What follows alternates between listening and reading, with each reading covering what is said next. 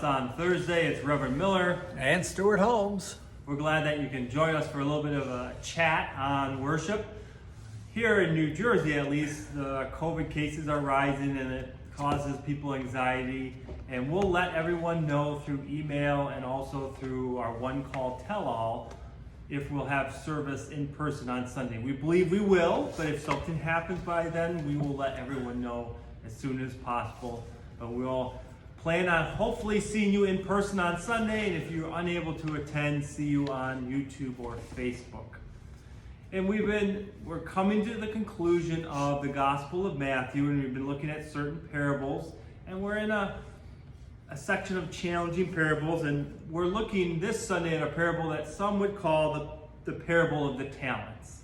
And Stuart and I have talked, and he's wondered what it's all about. And it's a difficult parable to translate. And my church people will know, I will often tell them, if you look in the Bible, there are those headings, like the parable of the talent that might be in your Bible.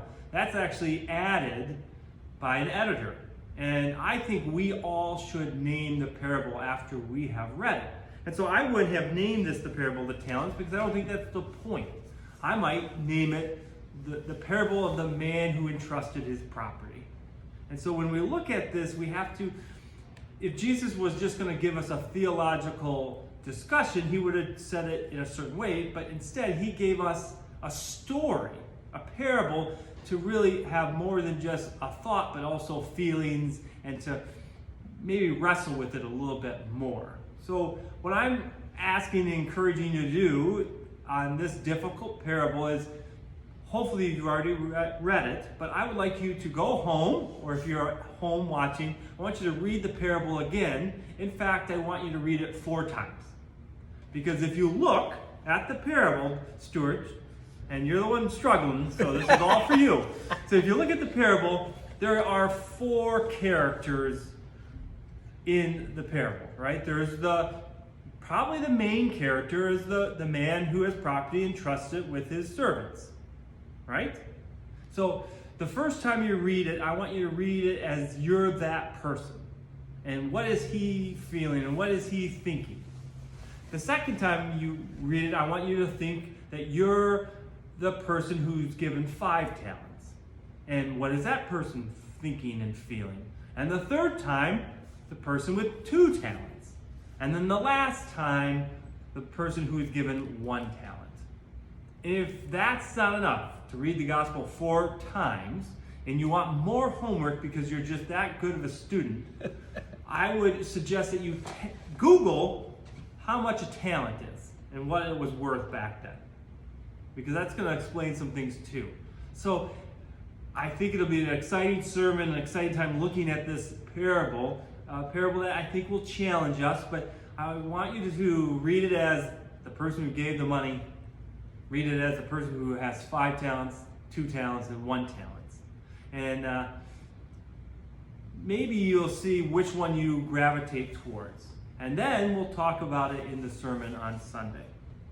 So you might be saying, that's not a lot of thoughts, that's just a lot of assignments. Well, that's my thought for this Thursday. Sounds like a teacher. Yes. Stuart, what do you have for us? I just want to say that I thought that the reason the parables were written was to just confuse organists. What Jesus did say was to confuse people, but I'm not sure if he was calling out organists. Or he maybe thought that was easy enough anyways to confuse an organist. I'm not sure. Oh dear. So moving from the parables to the hymns for Sunday, I have 2 comments. First is the hymns. God of the Ages is a wonderful hymn, and I really hesitate on saying this again, but it was written by an Episcopal priest, the text, and so there.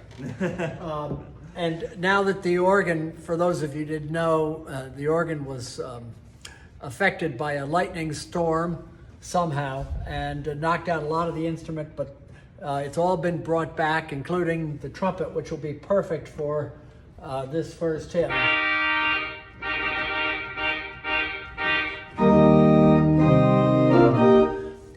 Everybody knows that, or a lot of people know that tune. It's a fun tune to play, a fun tune to sing. It was written for the centennial, the 100th anniversary of the 4th of July, interestingly enough, to a tune. Rob and I looked at the text a while ago in a hymnal, and it's a text that we wouldn't even consider looking at today. The music side of that hymn was written by the organist at Trinity Church in Wall Street, and eventually moved over to St. Thomas Church. And many people that know me know that St. Thomas is dear in my heart because of the long legacy of music and organists that have held the post there. When he was the organist at I lost my train of thought, at St. Thomas, he was there for 30 years, wrote lots of hymns. When he died, there was no music at his funeral. No music, no organ. And it was because they said, I believe the priest said, that there's no one that could replace him. And of course now we know that the legacy of the organist there just set the world on fire. The postlude, a prelude, is written by André Guilmant. He was the organist at La Trinité in Paris. And as I have talked many times, the history of organist and organ music in Paris during the 1800s was phenomenal. There was just a line of composers that threw out all sorts of music. Interestingly enough, all based on improvisation. And because in the Catholic service, it was the tendency, you had no hymnals. You would give the priest a basic chant.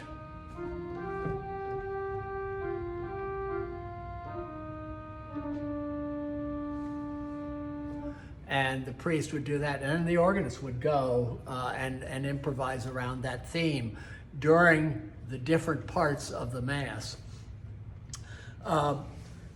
The organ, what I wanted to say was Alexandre Guilmant came to the United States and did 40 recitals at the St. Louis Exposition back in the early 1900s, 1907, I believe. At that time, that organ was the largest organ in the world at this World's Fair.